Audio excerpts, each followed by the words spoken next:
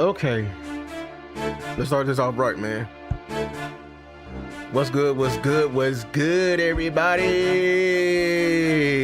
You feel me? Welcome back to another one. I'm your host, Lou. Welcome to Lou's Takes, man. How am I the first blame and the last congratulated, man? Let me turn the music up, turn the vocals, you know what I'm saying, down. You feel me? Turn the monitor off. You feel me? Let me, you know what I'm saying. What's good with everybody in the building? Let me get this on me. Salute to everybody coming in the building. Cowboy Thanos in the building. What's good, man? He said, Cowboy Thanos said, FY, can you take Parsons out your highlight? I'm sorry, bro. Parsons is going to forever be in my highlight. I ain't going to lie. We love we are a Parsons stand over here. I feel you, though. I understand he ain't here no more, but the moments he had with us was legendary. And then I got to have a defender in here. What defender I'm going to put in there? I ain't got no defender yet. Q ain't made enough highlights yet. You know what I'm saying? Q got to be here long enough for me to, you know what I'm saying, put him in here. I ain't finna, the way that, you know what I'm saying, Jerry gonna be moving, bro. I'm scared to put anybody new in here. You feel me? You know what I'm saying? Oh, yeah. It's 2-6, you feel me? Hold on, man. Yeah. Big Dreamville. You feel me? 2-6 in the building. J. Cole dropped today. I gotta finish the album. I'm almost done. But I'm loving what I'm hearing. I am absolutely loving what I'm hearing, man. My guy is, hey, man. That boy Cole, boy. That boy Cole. That boy Cole got some. He got that fire. You feel me? Yes, sir. Now the buttons are working. You feel me? So shout out to everybody coming in the building, man. Salute to everybody. You know what I'm saying? J. Cole has dropped, but also happy Black History Month. Happy Black History Month. We gonna, hey, my limited time I do here when I'm going live on a Friday, you feel me? I'm going to make it an effort every Friday when I can go. So we're gonna do something a little bit different. Feel me? We're gonna do something a little bit different. Cause I love my heritage. If y'all don't know, man, hey, I'm sorry if this makes you uncomfortable, but you follow a Black African American streamer, you know what I'm saying, or a YouTuber. So we're gonna do my due diligence and everything like that. And I'm all about educating. I'm all about educating. You feel me? So I'm gonna take the time to highlight two African Americans, coach and or player that played in this league, and they had major contributions to the NFL. Because we get 1 month. Let me, you know what I'm saying? Hey, man, like I'm going to rep what I know proud. You know what I'm saying? We're going to highlight these. You know, I really feel like history is important, man. It very much so is important. It's important so we don't repeat it. And it's also important to acknowledge who came, you know, and gone before us. So the person on the screen in the black and white photo, if you don't know, I'm going to educate y'all on this. His name is Frederick Douglass Pollard, or also known as Fritz Pollard. Who is this guy? Fritz Pollard was the very first African-American in the NFL. The very first, all the way back in the 1920s. 1920s, the very first. He's in the Hall of Fame, if you didn't know that. The very first Black quarterback in the NFL. You know what I'm saying? Very first, you know, Black athlete to have a position of leadership. Very important. We all know that. He broke the color barrier all the way back in the 20s. Y'all know this is the peak. You feel me? You know what I'm saying? NFL champion, helped the Akron Pros to the league first championship. He was very monumental. He also coached. So this is in 1921 when he came into the league. But by 1926, the NFL instituted a racial ban that banned Black players for 12 years. This is Fritz Pollard. Okay, very first African-American player. That's the very first player, you know what I'm saying, we're going to highlight in there. All right, and let me move on to our second. You know what I'm saying? We got two people. Now, the very first next person, his name is Kenny Washington. He's a part of the Forgotten Four. Because I talked about Fritz Pollard, how he was the very first player, but they had told you about that band they instituted in the late 20s.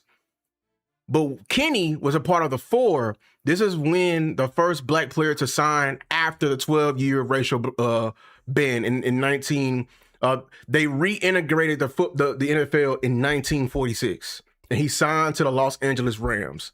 Okay, the Rams were pressured to integrate because they played in the publicly funded LA Coliseum. Public activism forced the league's hand. People be talking about, you know what I'm saying, your voice matters and everything like that. You see how, you know what I'm saying, he was a college star at UCLA, played alongside Jackie Robinson.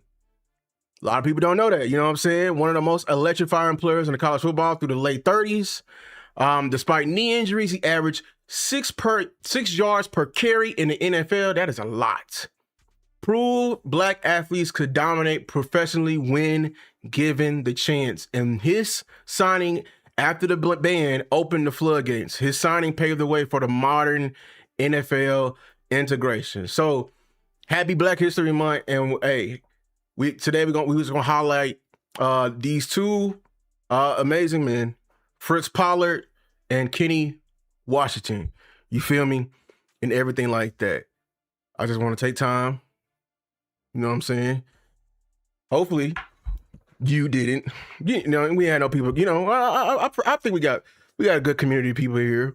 You know what I'm saying? We don't allow that, you know, that I kind of love and hate history. I love it because we get to, you know what I'm saying, highlight it. I hated that, you know, it was a time that, you know, that they was like the fact that we had to even have a first black, you know what I'm saying? Like, it speaks, like, I just wish, you know, of course, I wish, you know, racism never would have meant to be. So we didn't have to, the world didn't have to be like that. But thus, here we are. And I am going to do it all I can, giving y'all football history. I'm gonna be giving y'all history. It's gonna be coaches, whoever impacted the game the most. Like, so I'm doing not just NFL, college, you know what I'm saying, straight, because like I said, Black history is history. You feel me? So they're trying to they're trying to wash our history away, but everything like that. All right.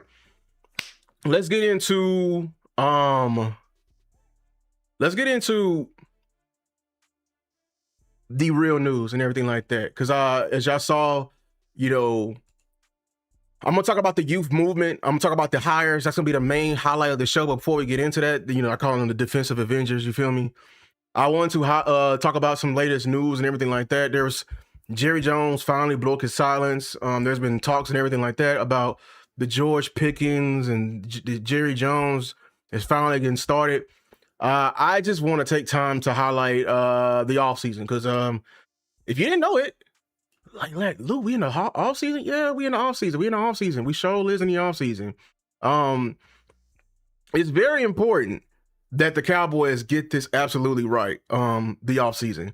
And I feel like what I'm not liking is that a lot of people are not or underestimating, you know,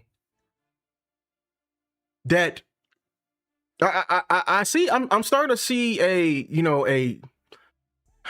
I'm gonna just show it. It's okay.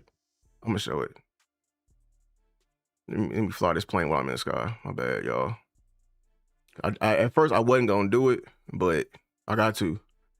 I feel like I have to. You feel me? I feel like I have to. So let me do this. And all right. Okay. Y'all see me how I do it? Like, this is it's all complicated work we gotta do here. But it's all for the love of the game. It's all good though. Me, so I can really talk about this. Shout out to my boy Henny. He gonna probably come in later, and everything like that. But we gonna talk about it. I don't care how it looks. Y'all see how we built this plane in the sky. It's all good. I wasn't gonna do it at first, but I feel like it's important. I need to highlight it because I'm starting to see a sign with Cowboy Nation, and I just need. Look, man, some people are just ignorant. That's all it is, and ignorant is not a bad word. It's just like ignorant means lack of information, and we're not going to be an ignorant fan base. We're going to be an educated one. That's all we're gonna do. We're gonna know better, and because when you know better, you do better. You know what I'm saying? And we're gonna know better. So this is what this is what I want to talk about. I think I got it. I want it a little bit more perfect, but it's okay. We're gonna keep going. So this offseason, why this is important. So Jerry Jones and everything like that, they talked about how they're gonna bust the budget. I'm not gonna pull up everything like that. Y'all if y'all haven't, there's been talks about they're gonna bust the budget when it comes to free agency.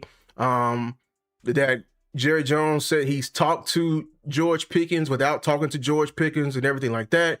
They already, let's see, the other thing is they have started talks with Javonte Williams. I'm pretty sure they're going to pay Brandon Aubrey and everything like that. Now, this is my whole entire thing.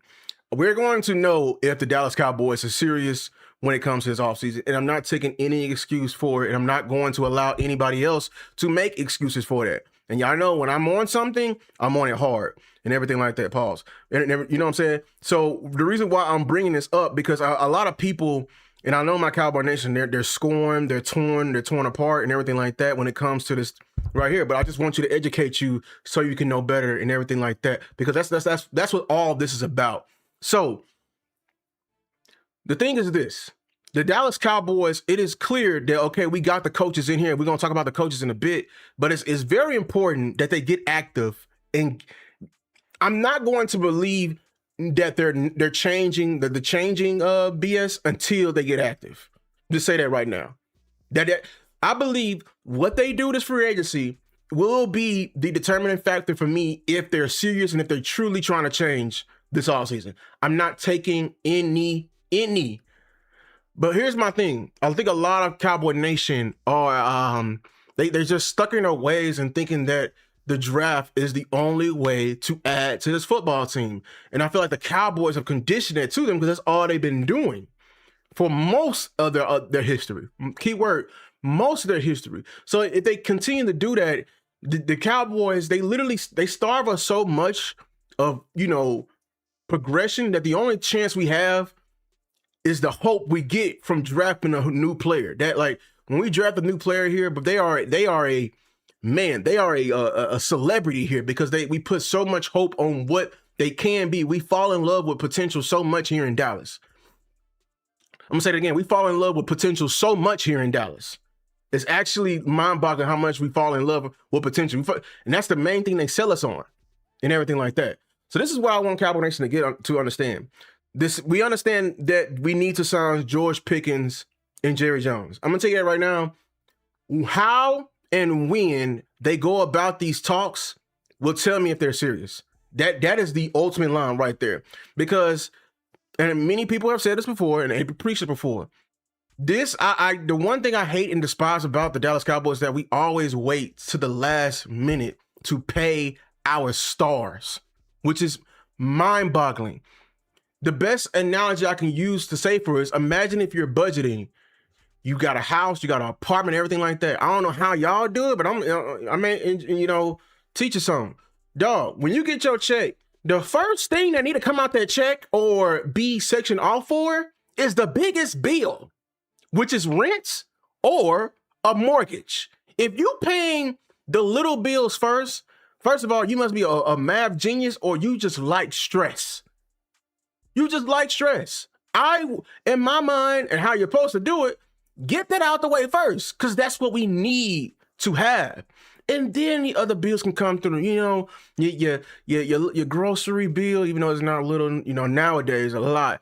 But compared to the rent, compared to, like other essentials that you need, like water, electricity, and heat, you know what I'm saying? There needs to be a priority on what you do with a budget. And then the Dallas Cowboys, that was frustrate me the most, and me being on the side when I'm finally seeing what frustrates me the most is that they like to take care of the little things first and then take care of the small things in order to put pressure on the big thing. Like that actually puts pressure on the big thing. So what is that? They'll pay the tier 2 guys first, right? They'll pay the tier 2 to tier 3 guys first. Okay, like last year they did Osa. Last year they did Ferg. Last year they did Bland. But here's my thing. When you do that, and then you claim that there's not enough pie, you put pressure on, you weaponize the fact that you're low on budget because you don't have enough money for the big bill. That's literally the equivalent of you going out. You know what I'm saying? Going out for breakfast, lunch, and dinner, then going to the grocery store here, and then calling your mortgage company or calling the rent, bitching and complaining and crying, saying y'all need to come down on your price, you know, because I ain't got enough money, because I ain't got enough pie for you. The rent in the mortgage company gonna look you like a fool in the face, because like, why didn't you handle me first? And that's why I get angry with the Dallas Cowboys, because they love doing that over and over and over again. And then here's the thing. Then they have the nerve and to whine and complain about the players they didn't pay and how they're not getting ROI.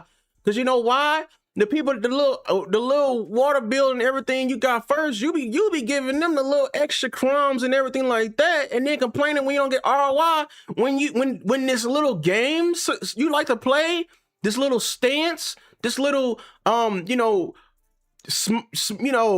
smothering somebody's image and everything like that. Why don't you do that with your tier 2 players? Why are you not hardballing a guy like Osa?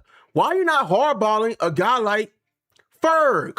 Why are you not hardballing a guy like Bland? Or here's a guy you need to be hardball on that's coming up, Overshown.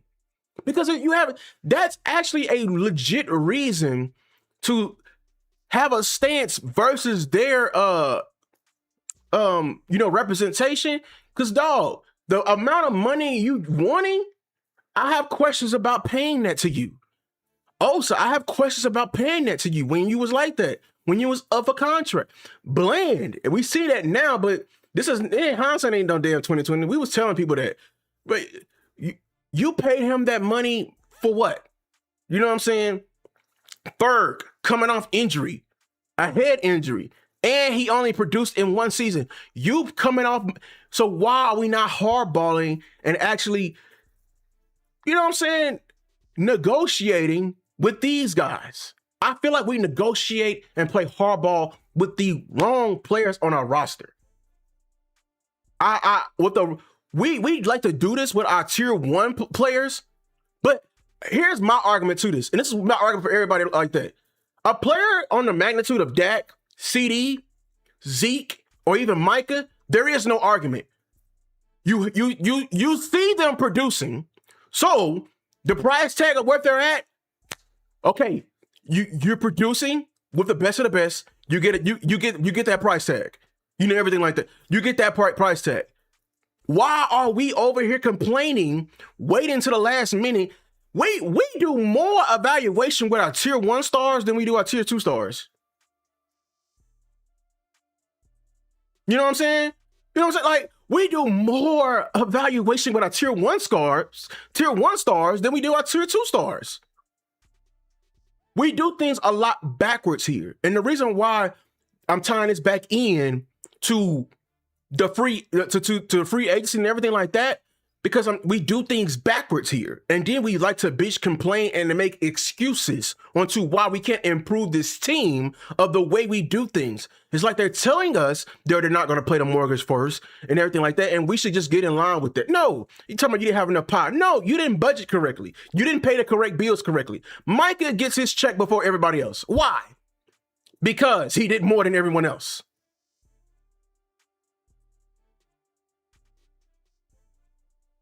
So I'm tying this back into this to right here, right now. Most people in this free agency, I need everybody to understand this. The Dallas Cowboys have a way to free up close to $120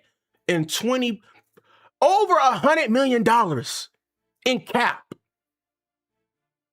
I hope people understand this. We have done it. Every time we show this, I put this on Twitter. Everybody got an excuse. You can't just keep kicking the can down the road and you just flipping switches. It's not that easy. It actually is that easy. It is that easy. And you have more money. The cap been going up every year. Now it didn't went up a record number this year, 30 million. It's going up every year. That's literally the definition of a law. If I can run tests on it and I get the same exact result, that is a law in the science world. It is a law that the cap is going to go up every single year because it's done it for the last 6 to 10 years. It went up even more when the economy was froze. And if you've been really doing research like I'm trying to tell you, 2029 is the magical year because that's when they renegotiate TV deals and renegotiate gambling, everything like that. The cap is going to skyrocket. So here's my thing with that. With knowing this information, tell me why we over here, with all this information, we could be complaining about the budget, but the budget increased every year. The budget increased every year by default. Why are we going in bitching and complaining about paying our tier 1 stars? You want to franchise tag Micah? You want to franchise tag GP? My thing with Jerry, this is why I don't understand why people are on his side. I'm looking Jerry dead in his face like he telling me to fucking play on the tag. Motherfucker, your old ass play on the tag. I've been putting up numbers for 4 straight years. I gotta prove to you. No, I ain't gonna lie. When I hear shit like that, I'm not calling these guys racist. That's some slave shit to me. That's some slave shit to me. I'm not calling them that, but the way that type of method right there over here, they already produce at the top of the top all pro level, and you want more to prove the price tag to you, bro. That type of thinking is for Overshown. That literally is for Overshown. Overshown has literally played going on his 4th year, 1 season's worth of games. You put the tag on him because he has not proven to you with his health. You don't pay that. That is for Ferg. Ferg has only produced in 1 year. 1. Then he got hurt. Okay. This year was supposed to be his prove-it year. This year was supposed to be his prove-it year. I would have gave him a little bag. I promise you that price would have went down this year because I would have had more. I'd be like, Ferg, be honest with you. All your production, we schemed up for you. And I wish somebody would come in here and throw that Pro Bowl tag around. Bro, the Pro Bowl is so damn devalued now, boy. I don't care shit about no damn Pro Bowl. Because literally, if you ain't the first name, only way the Pro Bowl means something is if you are literally the first announcements. Maybe I'll give you the first alternate. But and I love Shador, but someone like Shador, he can't use this Pro Bowl on his negotiation. He was like the 6th alternate. You feel me? So I say all this to say the Dallas Cowboys can free up all this cap space. I am that Jerry Jones said he's going to be active. I expect them to be active. We over here, we're going to do more scenarios. You know what I'm saying? Balls, shout out to Henny and Landlord. Shout out to all of them. Make sure y'all get them a follow. You know what I'm saying? A like on a couple of videos. You feel me like that? We're going to do some more work of some North. This scenario right here is project keeping the band together, keeping the offensive band together. That's why we have Terrence Steele restructured here, even though people, you know what I'm saying, they see Steele name, everybody have a damn aneurysm. They see red. Everybody wanna, you know what I'm saying, turn into something right here. You know what I'm saying? You know what I'm saying? Like the whole point of this scenario, if you keep the offense together, which I think The reason why we want to keep the offense together is not because we like Steele. It's because we understand that the defense should be the number one and damn near the only priority in terms of free agency. I'm talking about all free agents damn near need to be defense. You need to probably bring one offensive free agent in here. But all the free agents, all the draft picks damn near we understand that. And thanks to technology, more access, the internet, we literally showed you. This is not even the full thing. It was some more people I wanted to cut. It was some more pennies I wanted to collect on this. You feel me? Even with the franchise tag, with Pickens, it's going to cost us $28 million. We was working with $80 million to spend in free agency. We was out that thing. We was literally picking and choosing who to get. So when I see Cowboy Nation only want to hone their eyes on certain things, or when we bring up, scenarios like, hey, Max Crosby is coming available, trade the picks. We need all those picks, Lewis. We need all those picks, Lou. We are not one player away. We sure ain't fucking two. So why the hell are you trying to hang on to the two? Hope. You are addicted to hope. You are addicted to hope. But I want you to bring yourself back into reality. Name 2 rookies last year that equal the impact of Max Crosby. Last year. I'm not even gonna give you this year's draft. Last year's draft. You feel me? I just want, I need some people to understand sometimes. I really do. Just take a moment back. We're trying to improve no matter what, right? We're going to get everybody we need. I was saying with people, the reason why I'm so comfortable in trading them damn picks, because I know the Cowboys can do this or something close. They can fuck around and cut Terrence Steele and have even more than $80 million to work with. If they truly say they're going to bust the budget and actually spend, like I know they finna spend, if they do that, this decision in the draft is a piece of cake. A piece of cake.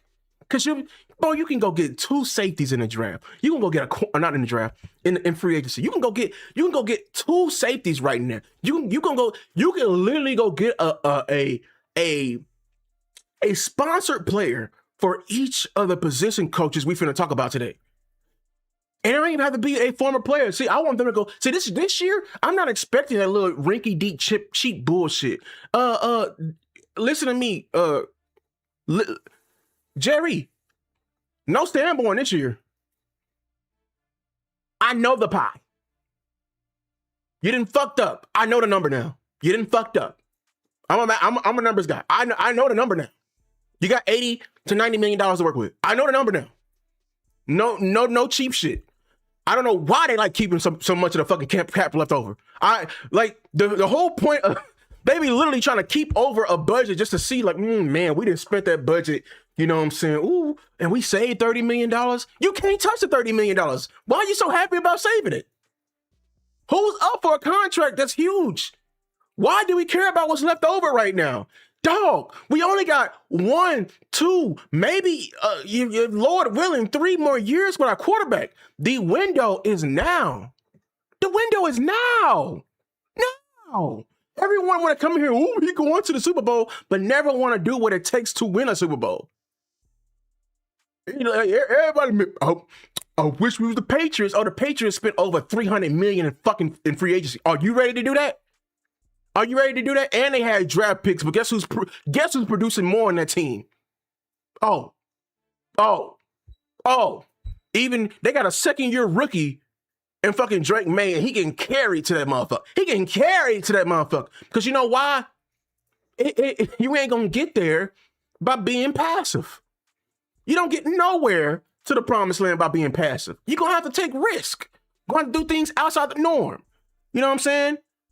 Oh, let me take my way right. Yeah, you know what I'm saying? You're gonna have to do things outside the norm. So when people were saying you the Dallas Cowboys, I'm telling y'all right now, they gonna tell. And the moment if they don't do otherwise, I'm airing their shit out. And bro, all y'all bootlicking ass fans that be online, I'm not finna hear from y'all. You know what I'm not finna hear from y'all. You know what I'm saying? Like, I'm not. Because like I told y'all, they working with 90 million. I'm not finna just take anything. I'm a customer. Send my steak back. I asked for medium rare. Not even like that. You work with $90 million. I expect about 4 high quality players. If not, you better go give me 3 supernovas. I'm not finna take anything. They are not finna do that. They are not finna do that, bro. Cause even with that website we was working with, bro, I saw that budget on the makeup for the Dallas Cowboys. Dog, the damn offense budget is like twice the defense. And we wonder why we ain't never had no fucking defense. We spend like when we pay Pickens, we're gonna be spending close to $300 million on a fucking offense. But the damn defense is barely playing their ass $120 million. And we be wondering why we ain't got no defense. They be literally sitting up in a what's the name, up in a perch up there for every game, wondering why we can't stop no goddamn body. You ain't even put in the resources to amount to anything. It's like over here trying to expect a 5-star meal with all the damn ingredients from fucking Dollar Tree. What did you expect? What did you expect? So yeah, and you know what I'm saying? That's me on the free agency. That's my talk, Cowboy Nation. Shout out to everybody coming in here. I just need to, you know, don't take anything from these guys this year, man. You see the cap they can work with. This is just one scenario. And this is why I'm also, why I brought Pickens into this. They better sign Pickens too, because we can be working with even more money. The moment they sign, so the tag is $28 million. The moment they sign Pickens, that money, that cap hit goes down tremendously. It's only a temporary thing if we do it enough time. But if we don't do it enough time, like I literally was saying it, bro, the whole concept of the fucking franchise tag is literally idiotic. Unless you are using it as a placeholder to get the job done. If you are using it for a placeholder to just fucking get your shit off and do a smear campaign and run up numbers, motherfucker, then you do not care about winning. You don't. Because that's $30 million that can be used to build this team. But you know what that tells me? You rather milk these negotiations out for your bread rather than pay him immediately and take that bread and improve this football team. You are literally, by definition, putting yourself in your pockets above the team. I hope people understand. I hope y'all understand that when they do that. I'm not taking no excuse because everybody be saying, oh, it was both Micah and Jerry. It was both their fault. No, fuck that. Fuck that. It was Jerry's fault. It was Jerry's fault. It was Jerry's fault. It was Jerry's goddamn fault. Because he knew how to fucking act when he went and he cried and bitched and pleaded to go fucking pay Ferg.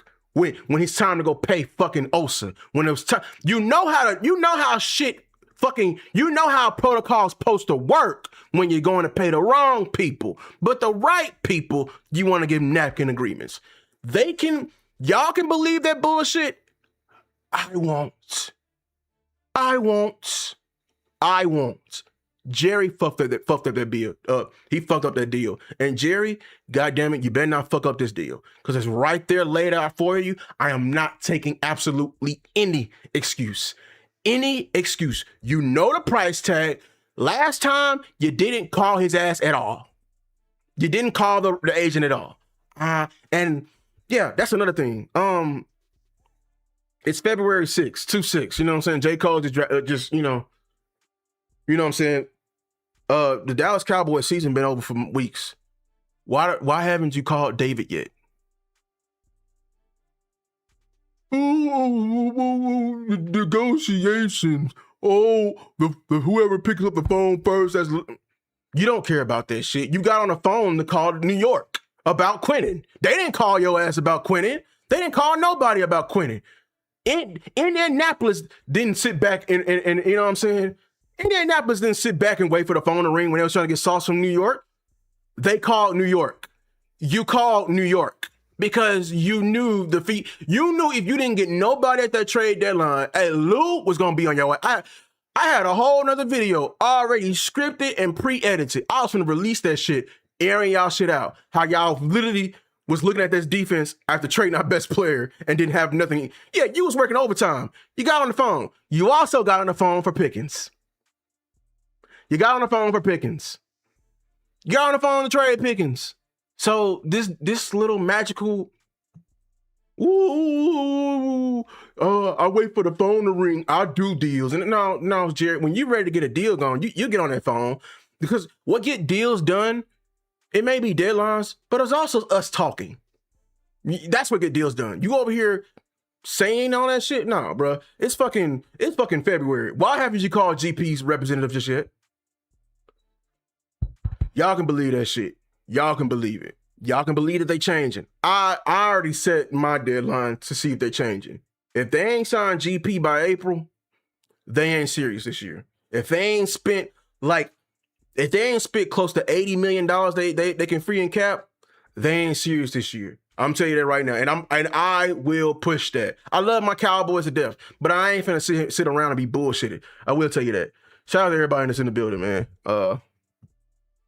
That's my little rant on that. Let me see. Shout out to everybody in here. Yeah. Shout out to Soul Goddess in the building. She said paying Zeke early fucked up our budget, and we still feeling that fallout, that dumb shit. I mean, the real goofy shit is what you just said. The fact they let an old ass Zach Martin skip the line, who ended up 2 years later retiring. Goofy. I'm telling you right now, goofy. So I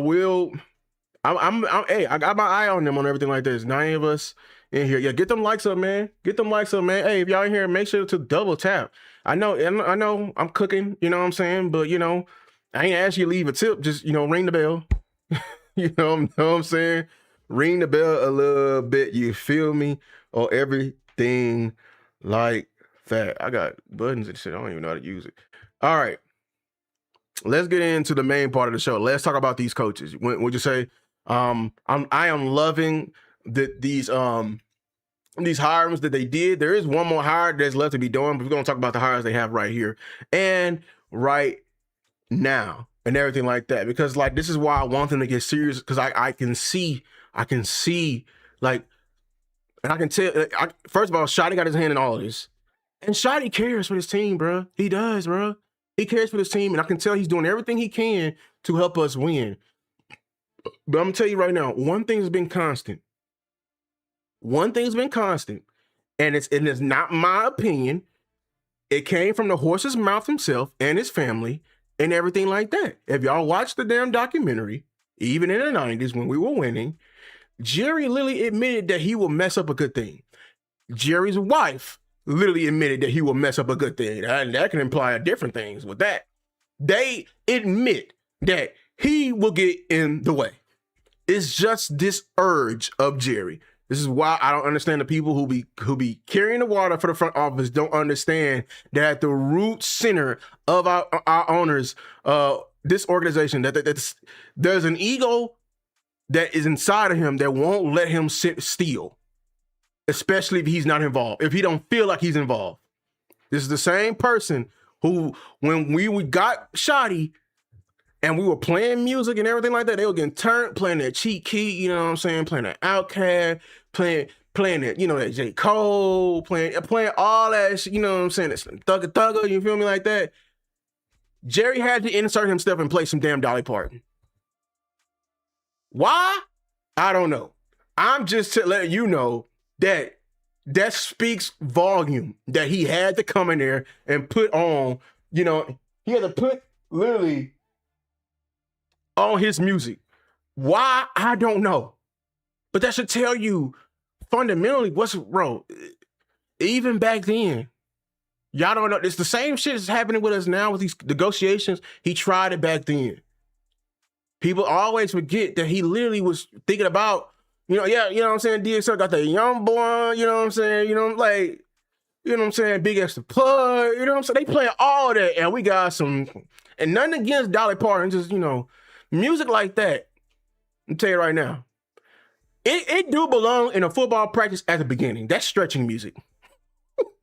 We are in the middle of inside run. The pads are clicking. I'm sorry, Dolly, you cannot be singing right now. You know what I'm saying? I can't. The tempo and slow down, and you know that's stretching music. That's at the beginning. You know what I'm saying? Or greeting music. We all coming in, and then we shift the music. You know what I'm saying? That speaks something. You know what I'm saying? You don't feel me?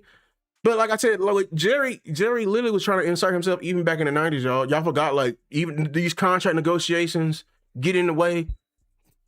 He didn't play. He was resisting to pay Emmett.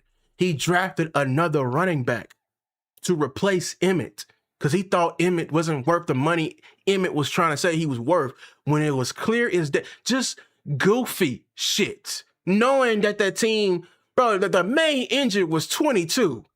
Knowing that the main engine was 22, and you thought you could replace him with just any back from literally, you know what I'm saying?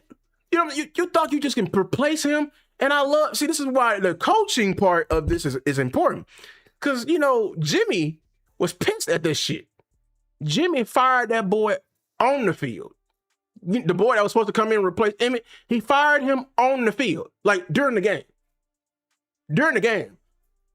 And you can tell his emotions was riled up because it bleeded off, you know what I'm saying, to the crash outs that was on what's the name, and then you got Charles Haley over here throwing the damn helmet. Jerry got a duck, and we got a hole in the wall. Goofy shit. He'll come in, he'll F up a good thing. You know what I'm saying? He talking about, I don't know that Jolene, so I don't want no Jolene as I'm doing my inside run, bottom line. I don't know about you. I do not want no Jolene. You know what I'm saying? I'm sorry, bro. I just don't. I can't do that, bro. I really can't. You know what I'm saying? But the reason why I want to add, and the reason why I want to add to this team, because of these coaches, man. These coaches, oh my God. Let's get into it right here, man. It's just, you know what I'm saying? Wrong one, Lou. Wrong one. Yeah, this is it right here. All right. I don't think I want to start with him first. We're going to come back and everything like that. But let me go in the order they was hired, okay? Y'all like that? Okay, let's go in the order they were hired. All right. The first hire was Ryan Smith. We talked about him briefly before, but I did a little bit more research and everything like that. And I'm here to educate y'all and everything. You know what I'm saying? That boy said, yeah, the Cowboys still on my team. Boy, hey, man, they come in here playing some Dolly Parton, boy. I can't do that, bro. I can't do that, man. Get the stepping. I'm sorry, Dolly Parton. Get out. Please get out. Please get out, Dolly. I'm sorry. It's just a certain time period, bro. Like, I'm sorry. We're in the middle of it. This is literally, I believe trap music was made for the middle of the football practice. Trap music was made for that. You know what I'm saying? I'm trying to, you know what I'm saying? Hey, put on some G-Herbo. G-Herbo, you know what I'm saying? You know what I'm saying? Right there. You know what I'm saying? He talking about, he was riding around with, yeah, that's what it's made for. That period of the practice, the middle of the practice right there. I'm sorry. Dolly, the tempo too slow. Jolene, nah, I'm sorry. Jolene can be some conditioning music. We can run it that. I need a sad song I don't know about y'all. When I was not trying to run, you know what I'm saying? And everything like that. All right. Shout out to Ryan Smith. He was the very first hire. He came from immediately, his last job was with the Arizona Cardinals for 3 seasons. He also coached at Northwestern for a brief time, Virginia Tech for a brief time, ACC, Big Ten. James Madison as a safeties coach early on. That's important because he coached under Kurt Signetti. Lou, who is Kurt Signetti? Lou, we don't watch no damn college football. If you watch Indiana, that is the team who won. The head coach, Kurt Signetti, the one that was with his glasses all serious, he was the coach during that time at James Madison. That's where he came from. So, you know what I'm saying? Some great ties right there. Player development. Caleb Farley came out a couple years ago from Virginia Tech. I think he's currently with the Tennessee Titans right now. With The Cardinals. He drafted Will Johnson last year. Very important, you know what I'm saying? Like that. I didn't like Will Johnson coming out, but he actually had a very good year. So great pickup. I don't know if I didn't see anything if he had a reason to do with that or if he had an eye for it. Even like he was teaching him. How about that? But Garrett Williams is really his guy, the one he coached. He didn't come up. Garrett Williams is not like a known cornerback, but he's actually a reliable cornerstone and young cornerback for Arizona and everything like that. Some key stats with him is that he has the fewest TDs allowed, you know what I'm saying, with 10. Fewest passing TDs allowed, you feel me, and everything like that. Fewest total TDs allowed. He was a part of that defense. And points allowed per game. And then I skipped over it. Age, 32. I'm going to talk about that a lot. Because y'all know, you know what I'm saying? Y'all know the Dallas Cowboys don't normally do stuff like this. But Ryan Smith comes in. This is the guy who's going to be over the group in the secondary. Corners. Shout out to everybody coming in here. You feel me? You know what I'm saying? All right. Let me see it this way. All right. The next guy that I think he was hired next, but Derek Ansley. He is the defensive passing game coordinator. We should all know that's a very important role. Yes, you are a position coach, but when you have you are a position coach and you are like a run game coordinator or passing game coordinator, this means you are directly working with the coordinator into the schematics of said side of the ball. Because there's on the offensive side, there's also a passing game coordinator. There's also a run game coordinator. And that is the bridge between position coach, which is just being a corners, and being a coordinator. In my humble opinion, I'm not hiring anybody that has not been whether if you're coming from the back end, you need to be passing game coordinator. If you're coming from the front end, you need to be some type of run game coordinator because you're getting to see how the whole cognitive wheel works. And I need you in there. But Derek Ansley, age 44 years old, this man has a history that is he has a long history. He was probably one of the most interesting to actually, sit down and just research and study. As you know, like he before he came here, he was with the Green Bay Packers for 2 years as their passing game coordinators and defensive backs coach. He also spent time with the Chargers as a defensive backs coach. And get this, and he's a DC before, a defensive coordinator before. He coached with the Las Vegas Raiders as a DB's coach. He got extensive background as well in college. He coached I couldn't even fit a lot of his background on here. He's coached with Alabama before twice under Nick Saban. Nick Saban came and got him from his early, I think his first big job was Alabama as a qualities control, and then Nick Saban called him back. He's been a co-DC with Tennessee for a DC. So this man has been a D coordinator on a college and pro level before. This is very interesting stuff, man. Like this is why I feel like he's probably one of my favorite hires we had so far because of his experience coming in here. I love that we got youth in there, but I want some guys with experience in there. Coaching tree, he's can coach under Nick Saban, Kirby Smart, Vic Fangio, and Brandon Staley.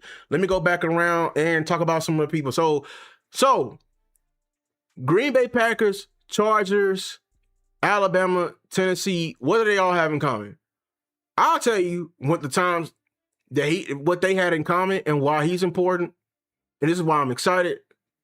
Great safety play. I'm going to say that again. Great safety play. Green Bay Packers, they traded for Xavier McKinnon from the Giants. Xavier McKinnon did not become an all-pro, Pro Bowl type safety until he was under Derek Ansley. When he was with the Chargers for all those years. Who was all of that? Oh, I know. It was Derwin James.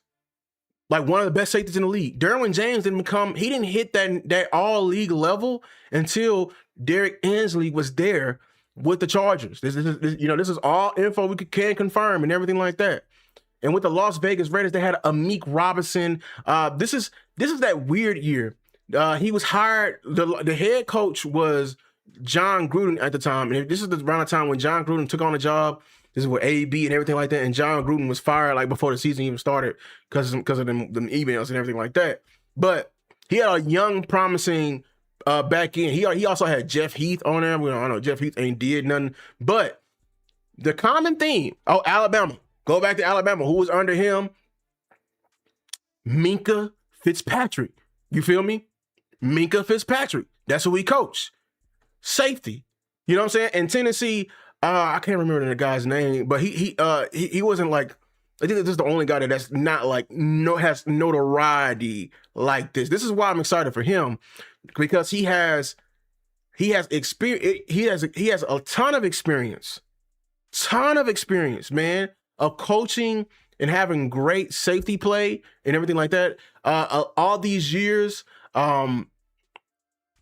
he's been top of the league in terms of EPA and passing defense.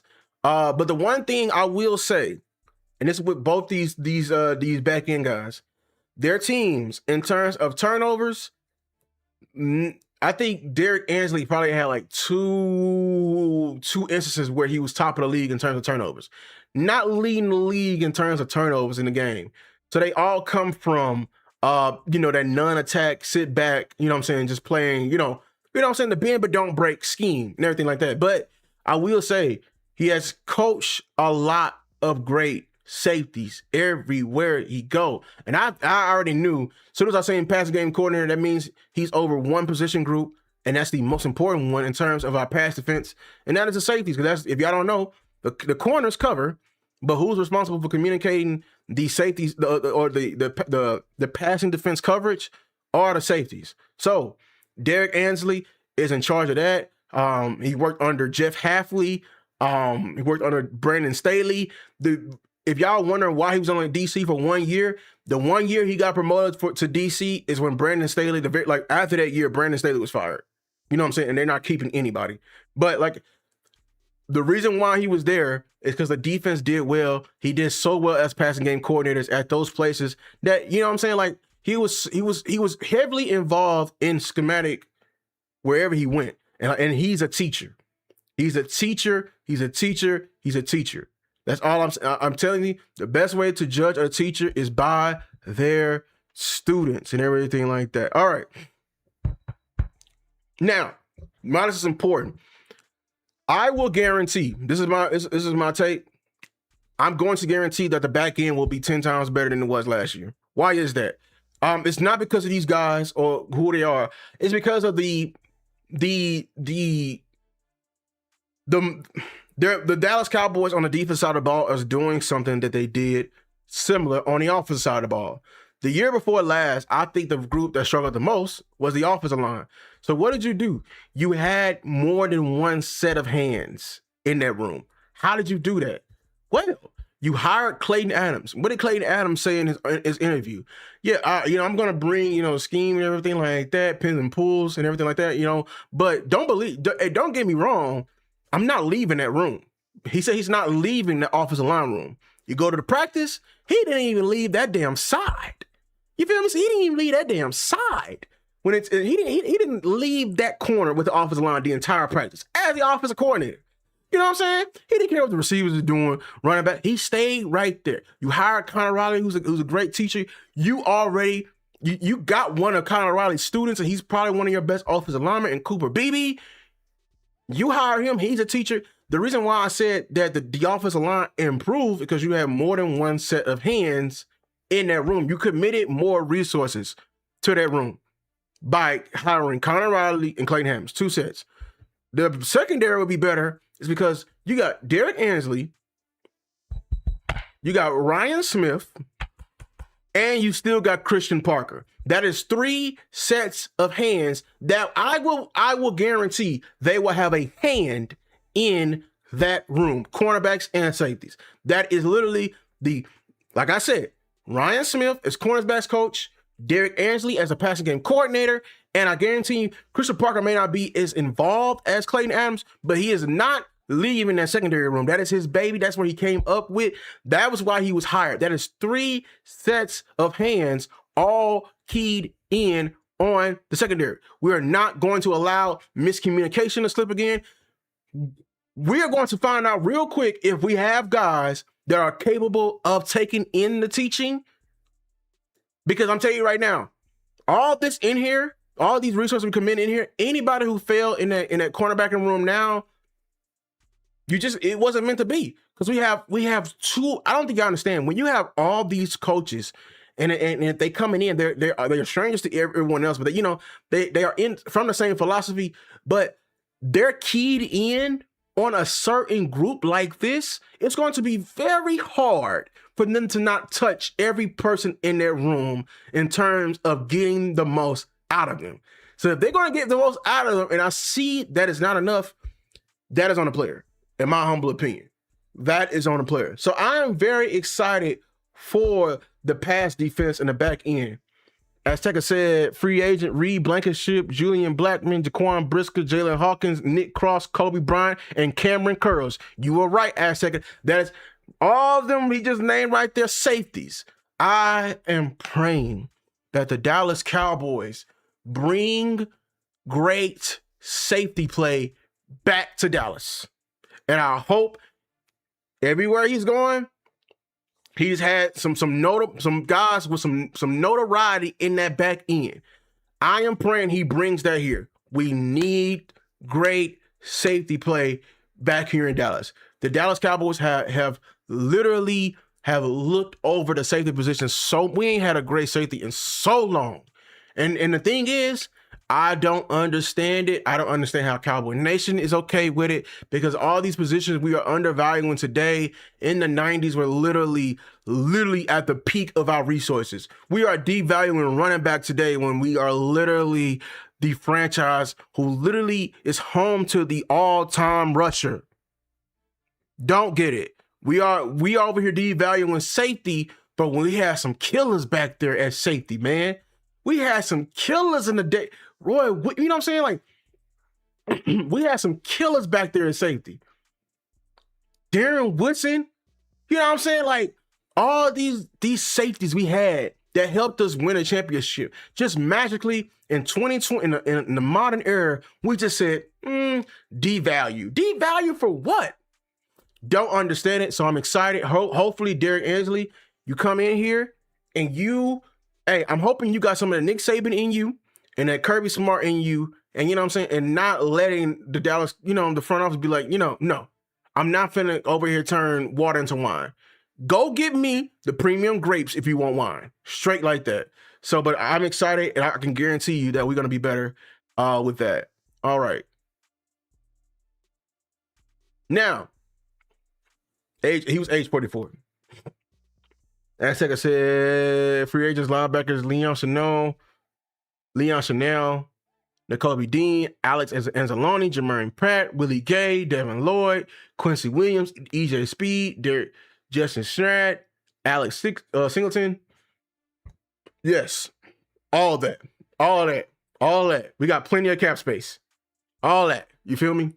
Now, this is one of my favorite hires as well. Marcus Dixon. You know what I'm saying?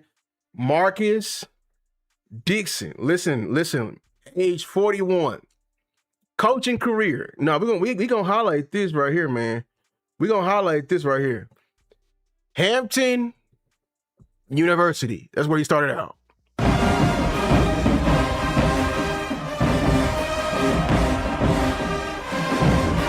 I don't care what none of y'all say, boys. It's Black History Month. That's an HBCU. Hampton University again. You feel me? I gotta play it again. You know what I'm saying? You know what I'm saying?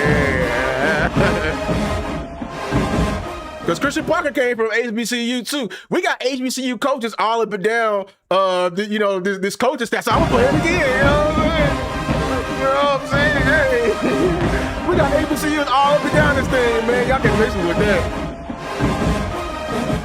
Yeah, I just wanted to highlight that because a lot of people be disrespecting HBCU football, but a lot of these coaches and these DCs at the top or who was being hired, shout out Durante Jones, Kane, they are HBCU products. So you got great football there. Sounds like it. All right, you feel me? I got you know what I'm saying? He was a recruiting, player development, defensive ends coach. One thing, so let me highlight real quick. He He played for the Cowboys briefly. He was a journeyman. He had a long career. You know, he got it out the mud. I think he also played at an HBCU. You feel me? But he's a defensive end. Keep that in mind. We're gonna come back to that. But he's a defensive lines coach. He's a defensive end. Keep that in mind. You know, let's keep that in mind. That's all I do is keep that in mind. Keep that in mind. All right. Los Angeles. He was the assistant, the Rams. I think it was one of his first NFL jobs. Assistant D-line coach in 2021. Who was the DC? Raheem Morris. And I think 2021, I think my guy Marcus Dixon got a Super Bowl ring. Am I tripping? I think he had a Super Bowl ring. He might have a Super Bowl ring. You feel me? I think he do. I think 2021 is when the Rams won a Super Bowl. I had it wrong. I thought it was 2023. But no, it's 2021. Yeah, it's right. I got it right here. Super Bowl winning front. I'm tripping. All right. Then becomes a D-line coach for Denver for 2 years. Very important. Vic Fangio. I don't know if Christian Parker was there and everything like that. Minnesota Vikings defensive line coach, where he was there under Brian Flores. And you know what I'm saying, with Durante Jones. That was a phenomenal defense, the Vikings. I will tell you that. So let me highlight some key things. So let me go back to where he was playing. He played defensive end. Okay. One thing I didn't, after he played with the Dallas Cowboys, he was undrafted. Right after, I believe, I may have this wrong. When we cut him, I think he was immediately picked up by a team, but he ended up on the Jets.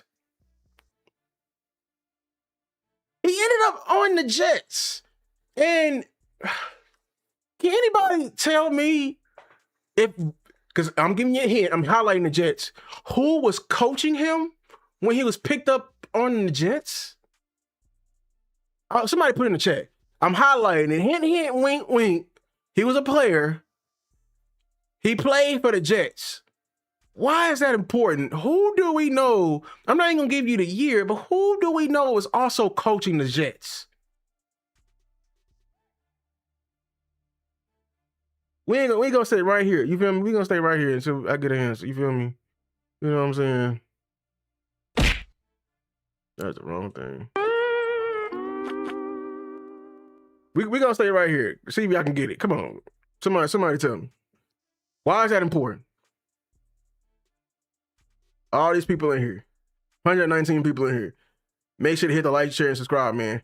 Y'all coming in here. Why is that important that he was on the Jets? Come on, y'all. Y'all gotta get this. This is a layup. Who? Thank you, headhunter. Boom. Shoddy was coaching the Jets. This man was coached, not directly because Shoddy was an offensive coordinator coach, you know what I'm saying? He was literally on the same team as Jim. But nobody highlighted his relationship with Shoddy. That's just me. He was on the same team with Jim Leonard around that same time. Yes. He was coached by Shoddy at one point. Yes. Very important. I'm just showing you how it's a small world, and the football world is even smaller, and everybody at some point is connected, man. It's crazy how everybody's connected like that. You know what I'm saying? So, and now he actually got, it's crazy because he played for the Cowboys. He actually got his coaching career started because we had a minorities coaching clinic here at the Dallas Cowboys. It all came back full circle for Marcus Dixon and everything like that. So let me get into the football aspect of it and why he's important. The Minnesota Vikings, I saw was a very interesting. See, Brian Flores always had a great passing defense, but the thing was, Brian Flores and that maze, if y'all remember, was here. We highlighted how that defense was all, exotic and everything like that. And I told y'all, bro, the key to stopping any defense is running the ball.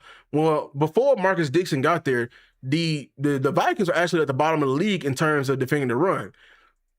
After he got there, the Vikings literally shot up to like top 10, top 15 in terms of defending the run, and also kept the sacks. That's where I wanted to highlight. Marcus Dixon's a defensive end. The one thing, if he ain't gonna do anything else to your unit, is add some type of pass rush to there. And I had some highlights in there. Look at the Rams when they won a Super Bowl. They were top 10 in terms of sacks with 50 on that year. Of course, I know he got a chance to coach Aaron Donald and everything like that. It's all good. Top 5 in tackles for loss, Super Bowl winning front. The Denver Broncos were top 10 in pressure rate. This is why when people always want to give credit to the back end of the Denver Broncos, one thing we always tell them, bro, it's a cognitive wheel over there. They always got good pass rush over there in Denver land. It was a drought that they had before they got Nick Bonito. But I was saying, like, bro, listen, man, like they had always had a great pass rush.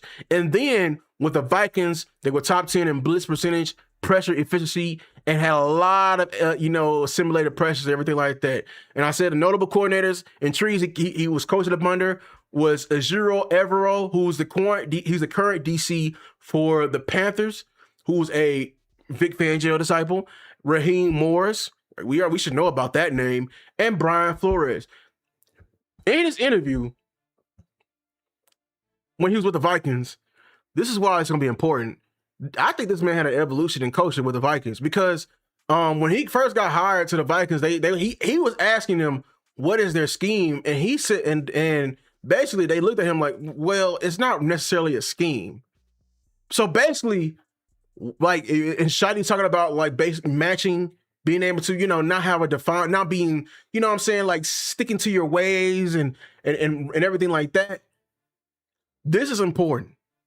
They were not necessarily running a scheme over there. They just had a bunch of working things and it looked crazy, but it was so effective.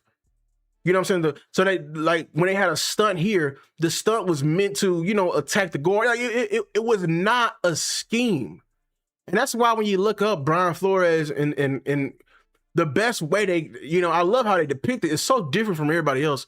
They literally said it was a maze. It's literally a maze.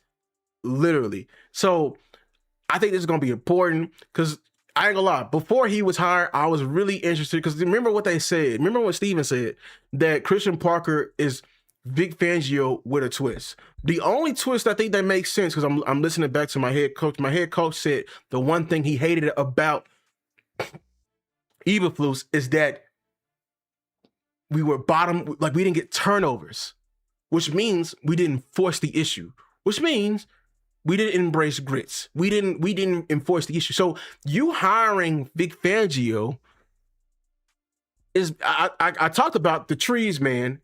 Vic Fangio and the Eberflus tree come from the same roots of Monty Kiffin. Only difference is Eberflus chose to line up straight up and play, while Vic Fangio embraced disguise. But both, the Monty Kiffin is the bend but don't break, and put up the roof and don't allow things deep. Do not allow the big play. That's why you see a lot of, Ryan Smith, who came from under Gannon. Gannon is an Eberflus, who's also a Monty Kiffin. They just line up and play. So that's why the stats that they highlight, they didn't give up, the least amount of touchdowns. That means they putting up a roof and allowing everything underneath. Same thing when you look up, when I see a coach,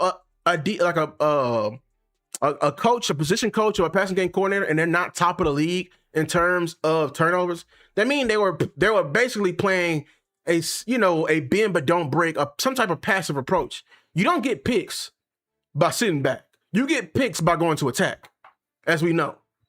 You don't get picks by sitting back. You get picks by going to attack. So when they say I am Vic Fangio, or Christian Parker's a great Vic Fangio with a twist, that twist, I'm thinking that twist is, with some added pressures in there. It may be, now we ain't gonna be blitzing all the time, but it's gonna be added. We're gonna attack sometimes. You feel me? And I think Marcus Dixon, because he came from learning from Brian Flores and them not necessarily having a scheme, this is where we can have, all these cognitive wheels turning into an aggressive Vic Fangio approach. But that's Marcus Dixon right there. Shout out to everybody coming in the building. And the last guy we have hired is Chidera Uzo Duribe. I think I got his name wrong. I know I got his name wrong. I know I did. But this guy, he's our Junior Adams of the defense because he has absolutely no pro coaching experience, or Connor Riley. We just saw his work. And it's what I love about them having like this. This is a thorough search. Shai has his hands all in this cookie jar, because I can tell of who all we're doing this. But this is why it's important, because, and I highlighted this in my short. I think this is our very first time of literally employing an outside linebackers coach. We have not done this in a while, and this signifies to me two things. Either we are changing our base from a 4-3 to a 3-4, or we are going to be so multiple that we're going to have a lot of 3-4 within our scheme. But this is why I was trying to tell Boss and everybody like that. The fact that we're employing an outside linebackers coach means 3-4 is heavily, heavily being thought about. Because you don't employ a linebackers coach who we have yet to hire and a outside linebackers coach. So last year, he was the outside linebackers coach for the Georgia Bulldogs. He was at Georgia, you know what I'm saying, for 2022 to 2025. He also coached as a defensive line coach. I love the versatility right there with CCU briefly. Coached with SMU. You know what I'm saying? He know the DFW area very well. If you coach in the SMU, that's literally Dallas, Texas, and then TCU is Fort Worth. You know the DFW. You spent almost 2 to 3 years in Dallas. You know your way. You know what I'm saying? D-line coach. And then the Jayhawks, he was the outside linebackers coach there. And then from the Jayhawks, he was also a DQC with the quality control. And in Colorado is where you got to start as a graduate assistant. All right. Notable guys he worked under. Kirby Smart. We should know that name. That is probably the most successful Nick Saban disciple. Okay. We know about the Georgia defenses and everything like that. You know what I'm saying? Will Muschamp was the DC at Georgia. I just want to highlight that. Dan Lanning, former DC under Georgia. I think Dan Lanning, forgive me if I'm wrong, I think Dan Lanning is another Nick Saban disciple, right? Because I remember, because he was very heavily considered for the Alabama job, even though he's at Oregon right now and everything like that. So, but he, head coach at, Oregon and everything like that. Joe Gillespie, DC at TCU. And then a guy I know, because he recruited me briefly, is head coach, TCU great, Gary Patterson. Very short, raspy. Gary Patterson, heavy defensive, fiery guy. I used to go to their practices all the time at TCU. The shortest guy had literally, like, you can barely, you knew he was angry. You couldn't even hear he was talking about, but he was getting in somebody's ass every single moment. He's a longtime coach at TCU. He's not there anymore, I think. But notable guys he coached Nakobe Dean at Georgia. The one I want to highlight Georgia because the Georgia has been like a factory when it comes to 3-4 outside linebackers. I would say that.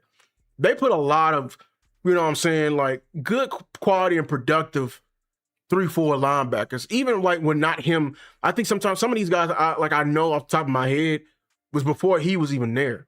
They just keep that 3-4 scheme, and the fact that he came in, he fit right in. They have structure there over there in Georgia land, and I feel like I love it. This is like Junior Adams, this is like Connor Riley. He could be a teacher. He has some, he comes in. Him paired with Marcus Dixon, I can almost guarantee that the pass rush will be I can tell that the pass rush, Shoddy. That's the one thing that he did not like. He did not like our passing defense as a whole. He didn't like we didn't get a rush. He didn't like we didn't get a rush when we added pieces. He didn't like we couldn't defend. So I was trying to tell people, bro, like that was our main issue, bro, like throughout the year. We couldn't get a rush on a quarterback, and that we were just playing that passive approach and So as an outside linebackers coach, I feel like he'll have some influence on the edges. I'm just excited to see what they're gonna do, and the fact is that they're having all these guys who have experience with good passing, great defenses. Tells me that was an emphasis. It tells me a lot that this was an emphasis indeed. So I'm excited. So what is left? But to tie this all together,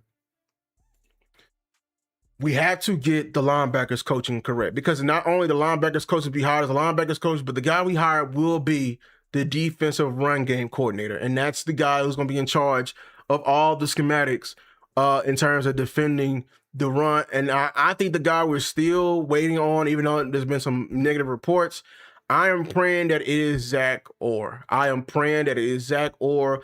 I don't know who them people online that be goofy talking about Zach. I don't want Zach Orr because of the defenses he had, dog. You are the Dallas Cowboys. You can't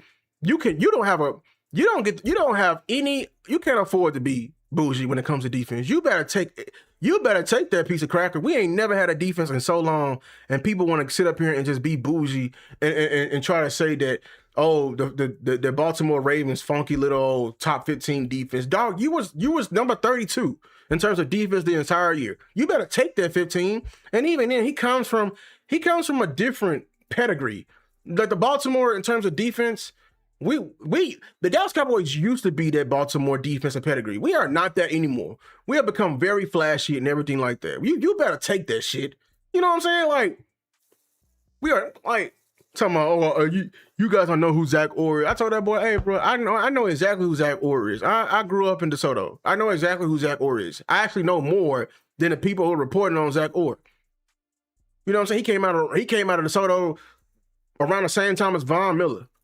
I followed his career very long. I knew he became a head coach and everything like that. Like, don't play with me and everything like that. But he would be a great addition and a great balance I would need. And if we can get Zach Orr, that would be two guys with significant experience in high positions, not only for insurance, but like I said, as an advisory role to Christian Parker. And I would be excited, man, with that defense. If we can get, hopefully, I'm praying it's Zach Orr, because if Zach Orr could come in here and be our run game coordinator, we are doing, you know what I'm saying? And like, she's talking about he don't want Zach Orr. We over here quickly, including me, label Eberflus as a damn teacher when he ain't had nobody that was worth all pro. The only year that, and I was doing it too, is with motherfucking Sean Lee or DeMarcus Ware. When DeMarcus Ware was outside linebacker, that man ain't had no, you know what I'm saying? Like, bro. The Baltimore Ravens always had great linebacker play. Y'all better sometimes Cowboy Nation make me sick sometimes, bro. But like, hey, man, that is the youth movement and everything like that. How long we went for? It was a good little show. Hour and 30. Listen, man, y'all better, you know what I'm saying? Y'all better. Get the collection plate around on that side. Nigga, get it around on that side. We're gonna now have a beat selection from the choir. You feel me? But I appreciate everybody for coming out here, man. We're gonna be, be on the lookout for some more videos and everything like that. Going live again next Friday. I told you on Fridays. I'm aiming for Fridays and everything like that. The Dallas Cowboys, the defense they're building is something special. Hopefully we can add to this and actually give these coaches something to work with. Because, bro, if we can do the same thing, bro, we can do the same thing. Like, if we have some similar defense and just have a half better if you have a similar offense and just have a half better defense this year, we are in the playoffs. We are in the playoffs. Lou, what do you think it is with Orr? Money? Oh my God, I don't know. That's a very good question, DeValen Carr. I pray it's not money. I really do. I pray it is not Clark. But God, dog, let me come back to you, DeValen Carr. This man just hit me with a $50. God, yo, man, hold on, man. Oh my God. That boy hit it with the real money, man.